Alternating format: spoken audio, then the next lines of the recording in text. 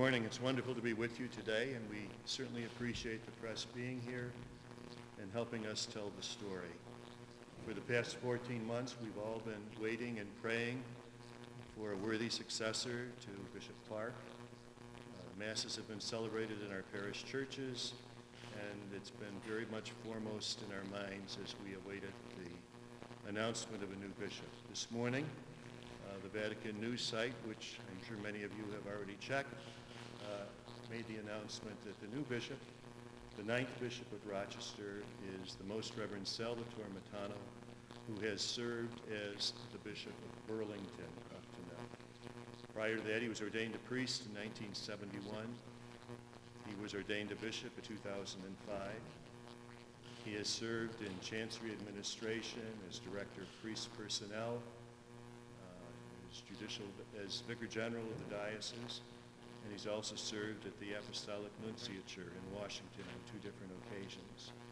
He's been a pastor of parishes, so he's certainly experienced every aspect of diocesan and parish life. In 2005, he was named coadjutor, Bishop of Burlington, and he was ordained a bishop on the very day that Pope Benedict was elected as Pope. The first time I was at his ordination as a bishop, and the first time I heard Benedict's name in the Eucharistic prayer was said by Bishop Matano about an hour after his election. So we're delighted that he's here with you. He'll be a wonderful shepherd of souls, and he's looking forward to speaking with you. He'll make a brief statement, then he'll be open to questions from the press. Thank you very much, Bishop Cunningham. Allow me first to express my deep gratitude to Bishop Clark, who has served this diocese for 33 years. With the grace of God, I probably will serve 8 to 9 years. In that time, I certainly could not expect to have that same development of admiration for whatever ministry I may perform as Bishop Clark has been able to do by a very dedicated priestly and episcopal life. I hope Your Excellency, you will always feel very at home in what has truly been your home, and that being brothers in the episcopacy, we will continue to confirm our sisters and brothers in the faith. I'm very glad to have had the guidance and the leadership during this interregnum of Bishop Cunningham, who in the last 24 hours has been extremely helpful to me in coming to understand the beautiful Diocese of Rochester. I'm very grateful to Father Hart. He appears to be one of those silent workers who keeps everything in order, and already in a short time has been most helpful. And I'm sure he has been a great blessing to Bishop Cunningham. I'm very grateful for the service given by those who are my first collaborators in ministry.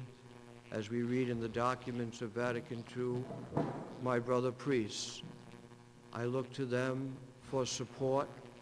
I look to them to be the extension of my office of bishop in the different parishes and ministries in which they serve.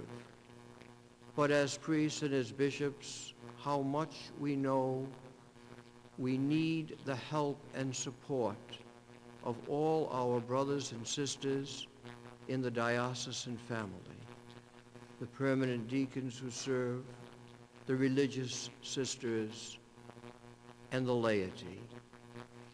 The laity who over these last decades have experienced any number of changes, but somehow they always cling to the church for support, and in turn, they give us true support.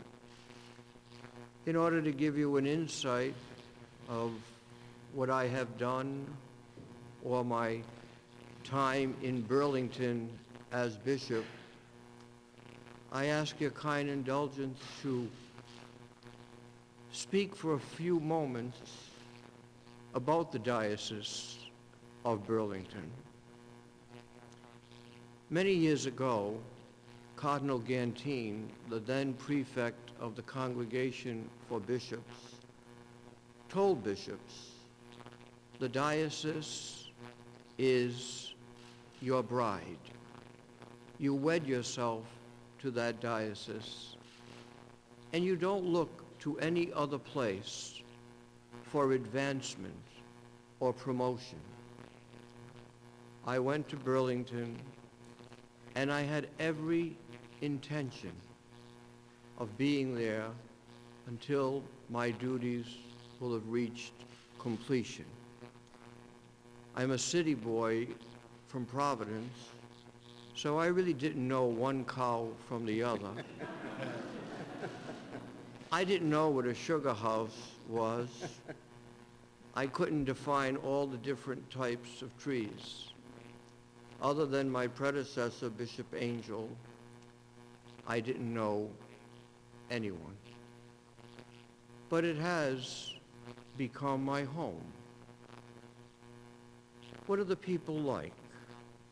Well, I think of the farmer who asked me, and I had other places that asked, Bishop, would you come and bless my farm? Oh, I said I'd be happy to. So I approached the barn where all the cows were, and there's this farmer waiting outside. And when I arrived, he looks at me hesitantly and he says, Your Excellency, I'm happy to welcome you. And he says, did I say that right? And I said to him, long before I arrived, you had it very right. I thought of the family that had just built a new sugar house. I said, Bishop, would you come and bless our sugar house? And the sons who wanted to show me all the tubing that ran around the trees for feet upon feet upon feet, and how before they went to school, they had to check all the tubing to make sure the squirrels didn't make any holes and patch them up. And so honored that the bishop would come and bless their sugar farm. A beautiful family. And I said, I got more out of this blessing than I gave. I think of the students at UVM at the Catholic Center where I went quite frequently, and the Marian procession with these gentlemen carrying the statue of Mary in procession, and some on the campus looking, is this a Fellini movie? Is this for real? But again, strong faith. We were hit very, very hard by the tropical storm Irene. And I went to visit all the sites. And as I got to one parish in Bethel, a pickup truck arrives with a dozen people inside. I said, do you usually come to Mass this way? They said, well, no, but we can't get over to here because the road is flooded and washed out. So we walk along the edge of the water, and then this pickup truck picks us up and brings us to Mass. Fidelity to the Eucharist, such a real indication, again, from God's laity. I think of the school children waiting to visit with them, and they stand and wait to greet you outside, and as soon as you get out of the car, in all their different voices, welcome Bishop Matano, welcome Bishop Matano. A sincerity and an innocence to be treasured. So, was it all idyllic? No. We too suffered greatly because of the sexual abuse crisis. You probably will read that much of my administration was dealing with these situations. Through it all, the laity were a great support. It has been a very, very painful time. A very painful time for the victims and all affected by this crisis. I take this opportunity again to apologize to the victims of sexual abuse for what they endured at the hands of those whom they have trusted. I pray I handled those circumstances as best I could. But every day, I beg God's mercy for the inadequacies that may have been in place when I dealt with these circumstances, and that God in his mercy will forgive me and make up for my own inadequacies amidst such trials. And the faithful, this affects a whole diocesan family, not just those who are the victims and those who deal with the victims. It affects the whole diocesan family. But I continue to see some of the victims, and I pray every day for all of them that somehow they will make their way back to the church. Because it's never really settled, is it? Until they again are with us in prayer. And so I come here with these experiences, and you probably ask, why, Bishop, did you decide to come? Could you have said no? And then the strongest woman in the history of Christianity's voice is heard in my heart. Thy will be done. Our Mother Mary, who set the whole world upside down by her fiat, accepting to become the Mother of God and to follow her Son on that road to Golgotha. Thy will be done. And I believe in my heart God's will has been revealed to me in the person of our Holy Father, Pope Francis. The patron of this diocese, St. John Fisher, died on Tower Hill in London in 1535 because of his loyalty to the Holy See. Could I have a greater model of imitating Mary in saying, thy will be done?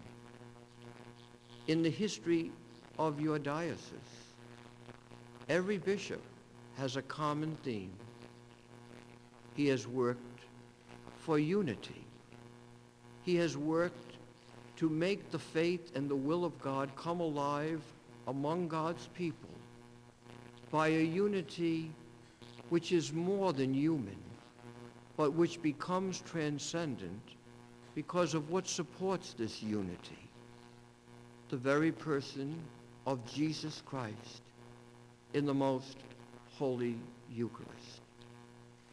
At every Mass, we all become one with Jesus in Holy Communion. And there, time stands still, and every difference is obliterated as we all are now God's own children, united to his Son.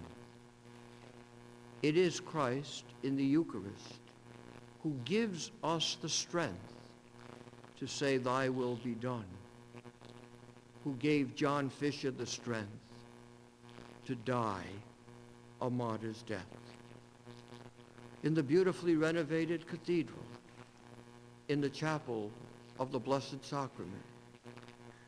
There is a tabernacle from St. Philip Neri Parish, which burned to the ground in 1967 and claimed the lives of Father George Wyman and Sister Lillian Marie as they went to retrieve the Blessed Sacrament during that fire. Could there be any greater testimony to the belief in the real presence of Christ in the Eucharist than that living example in our own time of father and sister who went into those flames because they believed there is Jesus? I'm sure many will ask, what's your style of ministry, Bishop? What's your agenda? What's your strategic plan? The way times change so rapidly now, if you have a strategic plan for 5 minutes, God bless you. My strategic plan is the gospel of Jesus Christ as it unfolds in the life of the church through her teachings and her magisterium. My agenda is to model the service of those who have gone before me as the shepherds of the diocese. My agenda is to try to make people holy. Holy isn't some kind of magical word. Holy means to be absorbed by Jesus, to really believe he's the way, the truth, and the life. Styles differ. I may have a different style than Bishop Clark. Bishop Francis, Pope Francis has a different style from Pope Emeritus Benedict. But all of us are attached to the same message, but a message that's not a thing, a message that's a person, Jesus Christ. And I hope my first priority will to bring people back to Mass. I hope I will be able, in some small way, to bring back our brothers and sisters estranged from the church who no longer worship among us. I believe the Roman Missal, the 3rd edition, has really been a great opportunity to revive the sanctity and the reverence we should have for the Eucharist and for the Mass, and to see this is what motivates everything we do in the life of the church. We can become a bit too preoccupied with persons in leadership and forget we're all John the Baptist. It is I who must decrease and Christ who must increase in me. I pray that those who hear these words, if you're not practicing the faith, please come home. Come home. We miss you. Come home. The Lord is awaiting you. Come home, because again his arms will be opened as the father of that son who left home to seek his fortune and it just didn't work, and said, "Rejoice and be glad, for my son who was lost has now been found." Please come back, and please pray for me. Pray hard. This will be a difficult adjustment. after the lights and the cameras and all the hoopla that goes with these announcements, the reality and the work of the gospel sets in. I need the prayers of all of you. Pray for the Diocese of Burlington. I hope they don't have to wait as long for a shepherd as you did. But pray for them, because in the next couple of months before I am installed here, I will try to address several areas so that my successor will be as blessed as I am in coming to Rochester. I am a small man with a big job.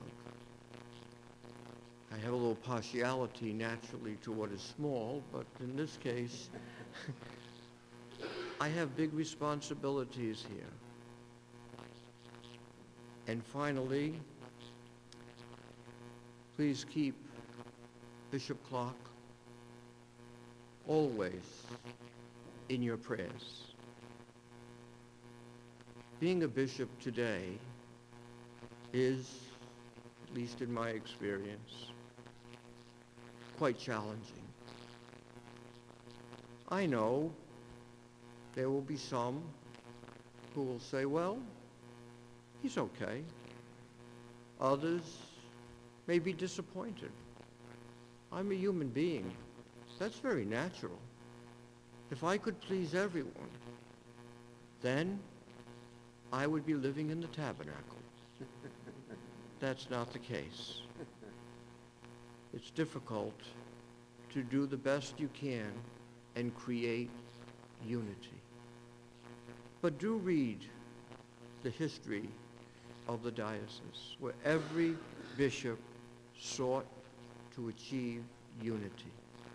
But we'll never have that unity unless we bend our knee in adoration of the Christ of the Eucharist.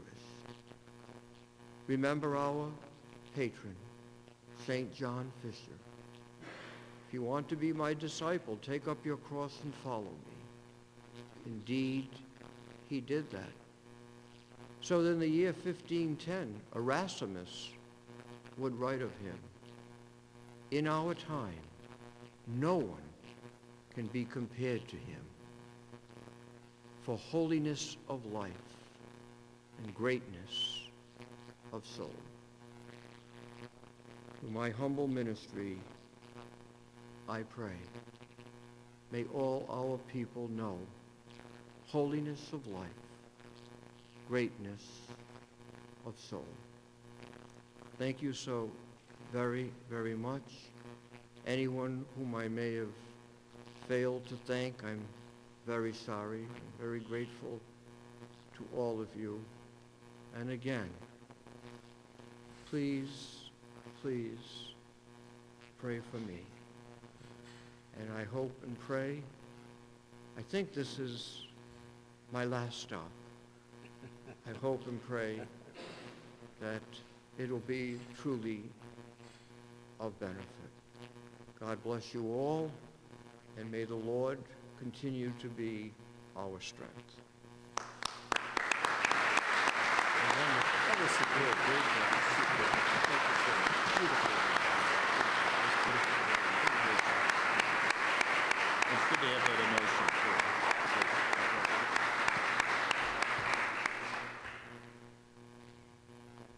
Are there any questions? Yes. Well, that's a very good question. I can tell you,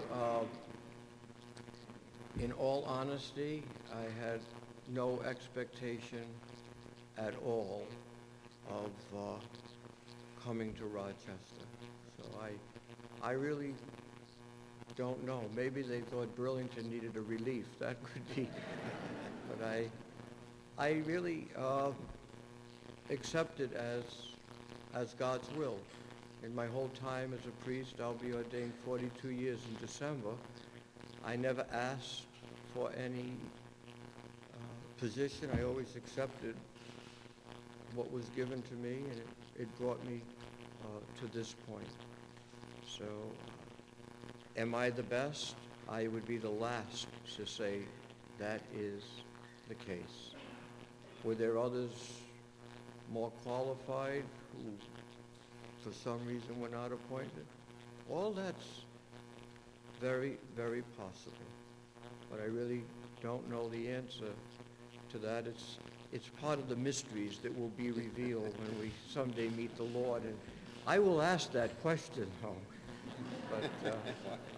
But be sure, I don't consider myself to be the one who has the answer to every problem, whether it's here in Rochester or in Burlington or wherever it might be.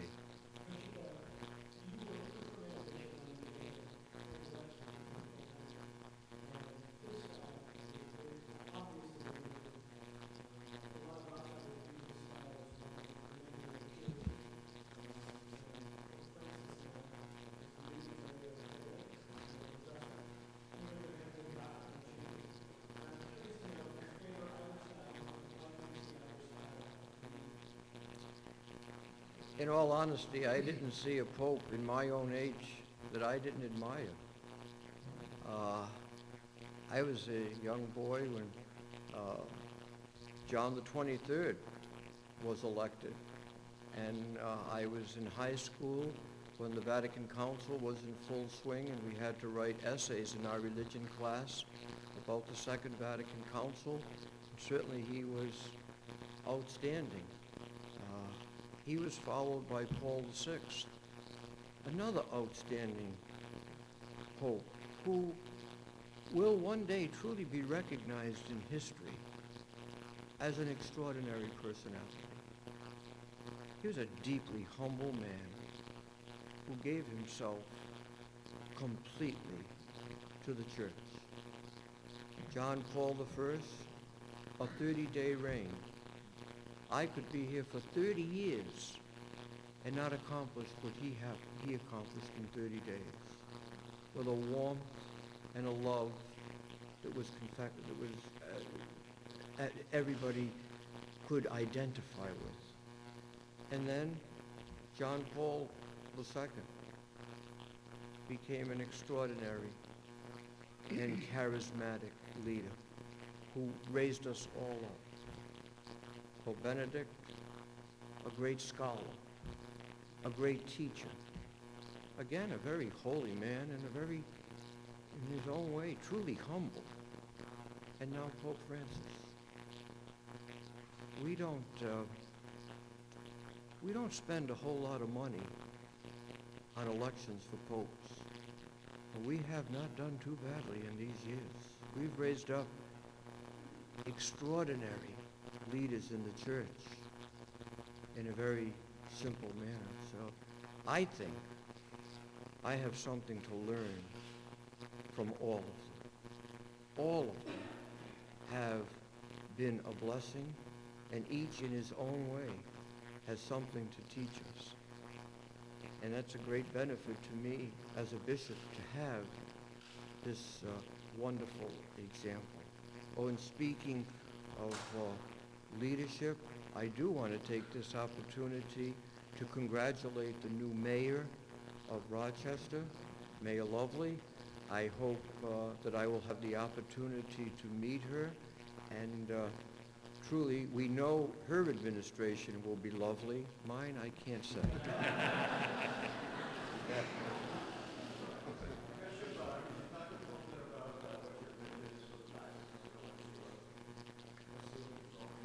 Well, this is the longest I've ever been in Rochester, and probably the first time I've been in Rochester. So I have looked at the history of the diocese. I've read different reports, but I think to give a clear statement other than what I said about the church gives us our vision. I mean, I'm not here to recreate.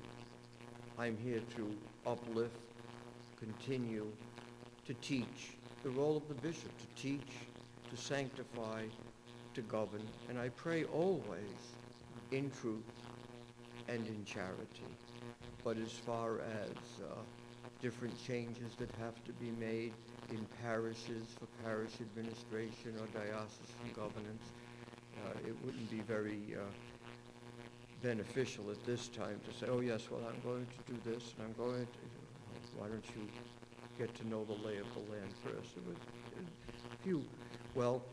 In some instances I had to hit the ground running in Burlington, but I also had time in other areas to study, particularly in parish planning, to bring parishes together, to merge parishes, to make the best possible use of our resources. But I had to know what those resources were before I could make those changes.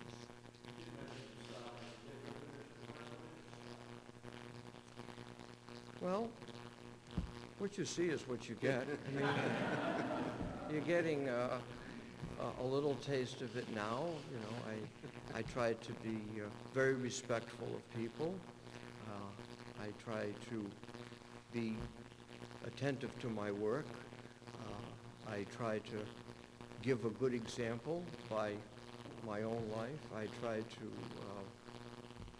give a good example when I pray at Mass. I really believe that when we stand at the altar and we stand in the person of Christ, we have to be conscious at every Mass of what we're doing. That this is not my show, and it's hardly about me. I'm here to bring Christ to others, and I hope I'm sincere in all that I try to accomplish.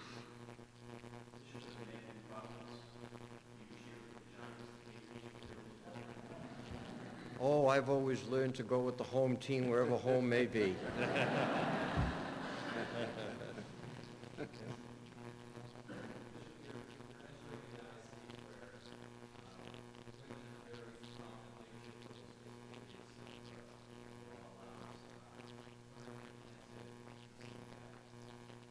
Well, in the Diocese of Burlington, the Director of Catholic Charities is a woman.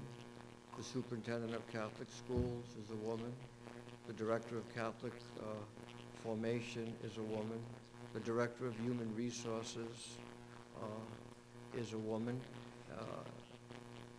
They certainly have many gifts, talents, and insights. They sit on consultative bodies, consultative boards. They work very hard in our parishes, particularly in the area of religious education. And remember, every man had a mother. And in my own life, I had the best possible parents anyone could hope for. I had a mother and a father who were outstanding. And they both taught me a lot. My dad taught me what it means to be a Catholic gentleman. My mom taught me what it meant to be a dedicated Catholic woman. My father was a barber. He's probably looking down on me today and saying, why didn't you get a haircut before this public meeting? But do you know what it was like to be a barber in the 60s? Yeah. My sister and I say the best kept secret was that we were poor and didn't know it. And we had just started to live in our own home. For the first 10 years of my life, I lived in what we call tenement houses. The first one was what we call a cold water flat. That means only cold water comes out no matter how long you wait. But through all that, I watched my mother and my father beautifully complement one another, work together cooperatively, and by that cooperation, by that complementarity, they were, for me and for my sister, extraordinary role models. So cooperation, collaboration, that's part of life. And I think it's part of every diocese. And I think certainly, as you say, to the extent that offices are permitted, I tried to give you an example in Burlington. I hope and pray that I'll be able to work together with everyone, not only in the categories of man, woman, but young, old, all the people in between. This life is tough, you know. Today it's tough entering the world. For young people to make their way in the world, it's pretty difficult. And leaving the world today is not too easy either, with all the health concerns and challenges that the poor have. And the time in between can be very muddy. And we all fall in the mud. We have to pick ourselves up and dust ourselves off. And if I fall in the mud, I'm really not going to ask who's picking me up.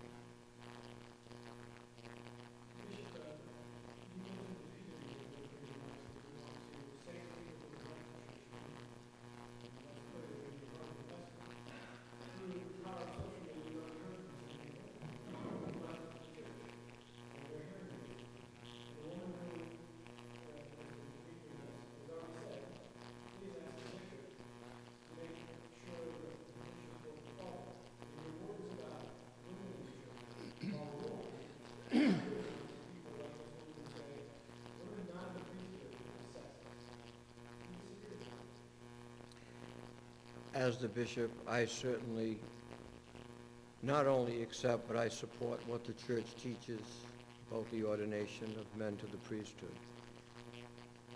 But I think when you receive our Lord in Holy Communion, what more can we ask for? That union surpasses every other union. And it can be very frustrating if we devote ourselves to seeking to change what we know is not the reality, when we can go forward in so many other ways. I think if we look at the history of the church, it's rather amazing that long before women held prominent places of leadership in the civil sector in the early 50s, even coming to these shores, many of the presidents of colleges were religious women. Many of the presidents of hospitals were religious women. And they were in the vanguard of leadership long before it became customary for people to have these positions in present-day society. So if a person disagrees with the church's teaching, I say, but still, don't make that be an obstacle to your union with the Lord.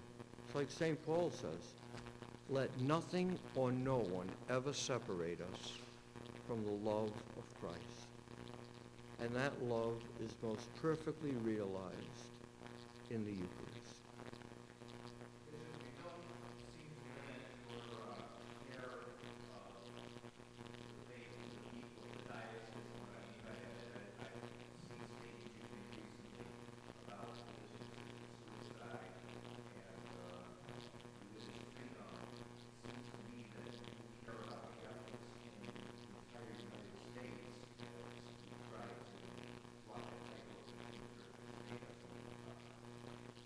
Well, we are indeed one holy Catholic and apostolic, and I don't think it's good to be territorial in the sense that I can very well learn from what's happening in other dioceses. I think on these major issues, cooperation among dioceses is absolutely essential, that we unite for a purpose that we truly, truly believe in. And in such a global world, why should we limit ourselves by geography? In Vermont, it was very difficult, as you say, in some of these legislative issues. But one person called and said, well, will you be seeking the help of the Vermont Catholic Conference? I said, I am the Vermont Catholic Conference. I am the only bishop that is in Vermont, and we have a limited staff. That would be I, as I sit before my computer. So naturally, I reached out to other dioceses for guidance, for assistance, how did they approach it. So I think certainly, in the state of New York, it's a great blessing that the region is also the New York Catholic Conference, and all the dioceses can come together and work on common issues. I think that's a tremendous blessing.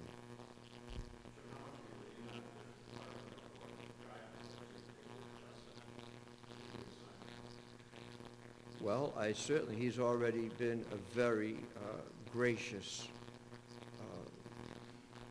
bishop to me. And when I have a question, I don't email. I go directly to the phone, or if I'm in the building, I go directly to the office. And if it's in walking distance, I may walk to the place. I seek answers from people when I don't know. Certainly, Bishop Clark has 33 years is a long time. Our Lord was on earth for approximately 33 years. We only had 3 years of public ministry. So you don't not take advantage of that longevity of experience. Will we always disagree? Well, you know, people agree, they may disagree, but charity is what must guide everything. We become too divisive in society and in the church. You know what was the most painful thing for me in the sexual abuse crisis? When I would be in court, we had 6 formal trials, and I was at each of them every day. I'm on this side, and a plaintiff is on the other side. That aisle was like the Atlantic Ocean. And this is one of my flock.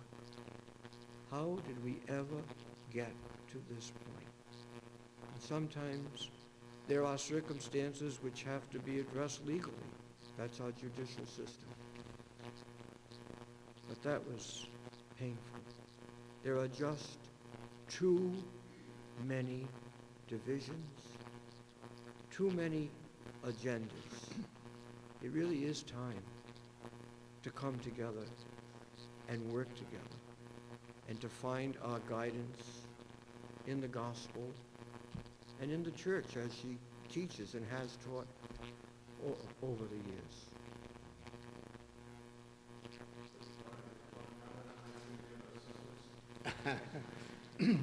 Well, I'm perfectly happy to be whatever assistance the bishop may ask of me, and he knows that, I hope, and I'll try to make that clear as time goes by. He is my bishop now. We're brother bishops, of course, but in terms of the conduct of this diocese, he's my boss, and that's going to be very, very clear and evident from day one. You're addressing a very happy man, Mike. I may be the happiest man in the room, save Bishop Cunningham.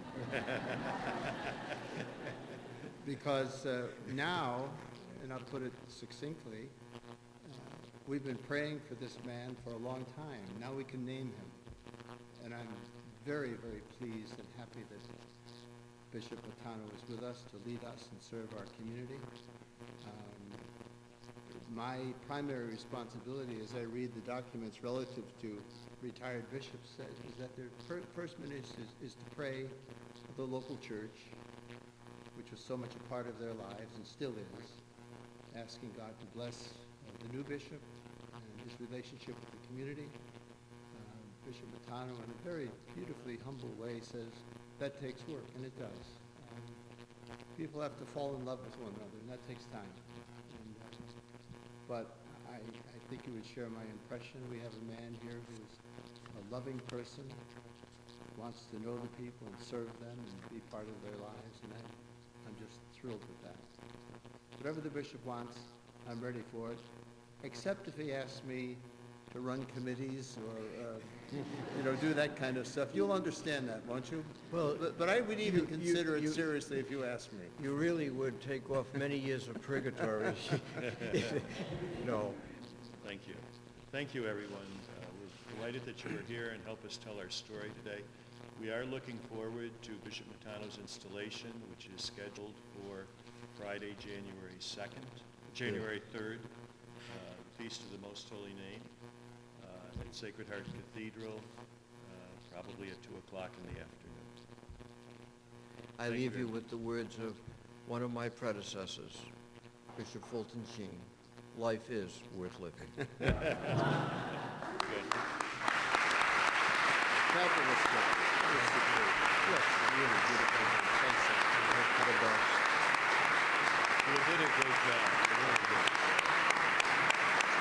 This is a reporter from the Catholic paper right here. Award